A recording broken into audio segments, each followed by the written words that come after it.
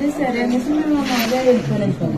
ఇందాక 4 గంటలకి 5 గంటలకి 6:30 అయిందండి. అప్పుడు ఏంటి రాలేదండి, సరే వెళ్దారండి, మేడం లేరు, బయటకు వెళ్ళి తలుపు తెచ్చేదండి అనేసి అనుకున్నాను.